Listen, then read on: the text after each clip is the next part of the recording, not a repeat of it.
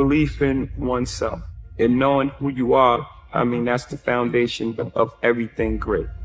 People should learn from my mistakes as well, not only my successes. That's the beauty of living a life. I'm not a perfect guy. You can take whatever out of it that you choose that applies to you. Some things that I've done will not apply to you. And I made, by the grace of God and whatever angels that I had over my shoulders, I made it through. You may not make it through that same hole. But if you could take what I've done and then perfect on it, then that's great. We all aspire, we all have the same emotions. You know, no matter who you are, where you from, we all have the same emotions. You know, we all want to be successful. We all have the same fears of failure. We all have this feelings of abandonment. We all want love. We have to stretch the audience. You know, it can't be a young man's game. It has to be a genre of music, you know, and what I do while recording is I'll find the truth. Whatever truth that I'm going through, it's a real emotion. If I say, I gotta learn to live with regrets. Now I can relate to that in my life, you can relate to that in your life, everyone can relate to it. So I find a true emotion and connect to that emotion rather than try to make a certain type of record or make a kiddie record. You gotta understand the reason, right? Why does that guy think like that? Right? How do you arrive at that point? You gotta also look at that. You have to look at that. You got to look at the environments and places we live in and how things are set up and how things are structured and how we're always the last on the totem pole, even from our schooling to our roads, you know, everything that all the obstacles that's placed in front of us. If this is what I have to live for, then I'm going to take the chance to get more.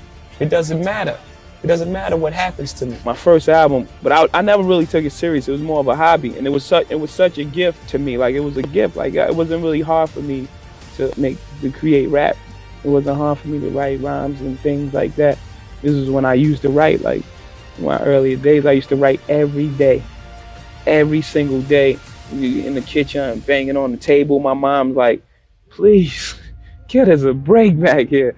I had this green notebook. I used to just write every single day. I wasn't writing with the intentions of having a record deal or anything like that. It was just something that I like to do. It was more of a hobby. I wasn't really just trying to get a record deal. So I would run the streets after that, then I just stopped writing. So then I would still get all these ideas. I have all these ideas and I still make songs, but I'm now making these songs in my head. But so it still wasn't a serious thing to me. To my man Jazz, who was also from Marcy, he got a record deal with EMI and they gave him some paper. It was like 300,000, like back then. This is like 88 or something. I'm like, correct?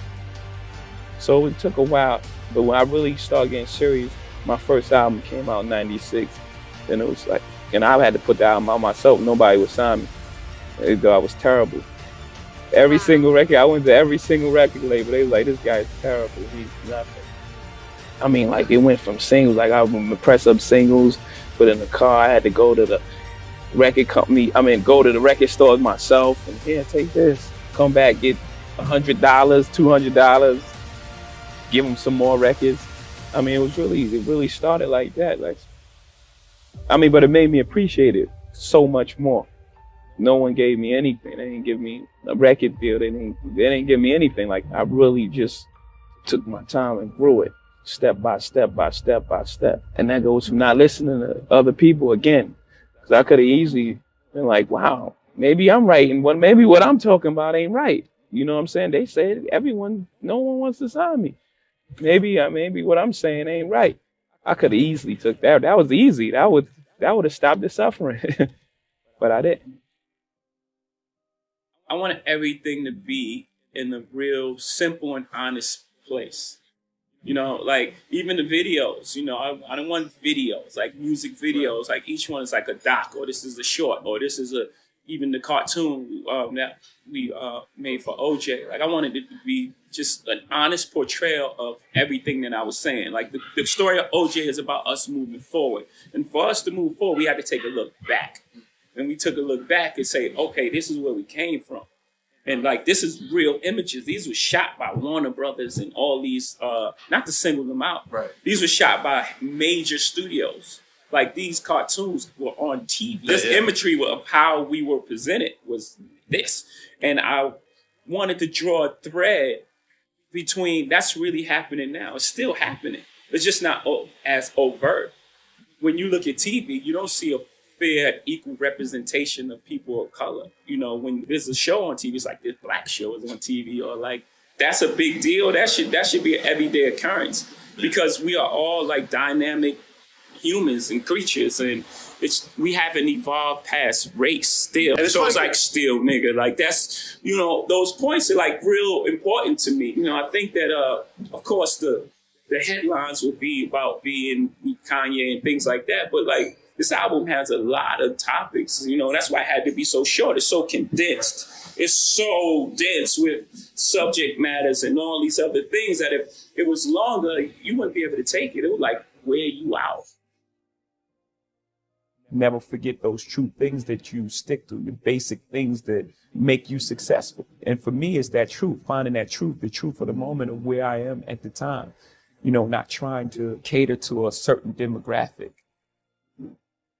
I was around music my whole life. My mom and pop had like a huge record collection. So I started out listening to music early on, and I would just write music.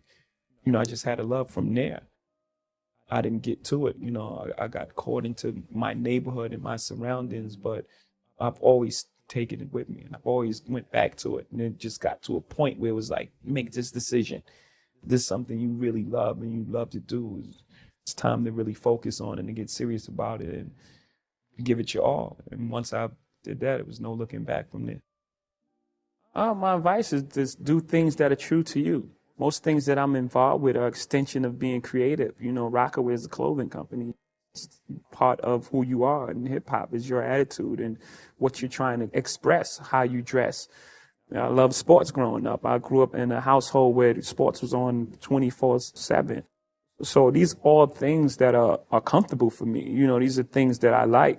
So I would just say get involved in things that you love, and also have a standard for yourself and have some sort of integrity and try to, you know, find some sort of truth in what you're doing. All the things that you apply in business, you know, they say that he has great instincts.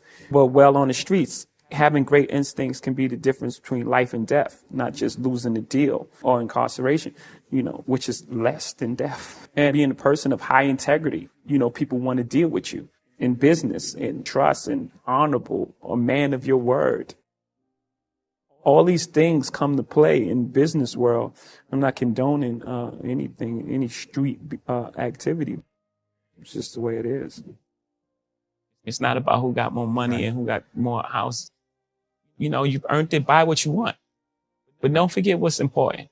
Without people, and being rich would be very boring. No one to share with, no one to have. You know what I mean? Like, you just be a rich person, one person on the planet, just like, well, then what do you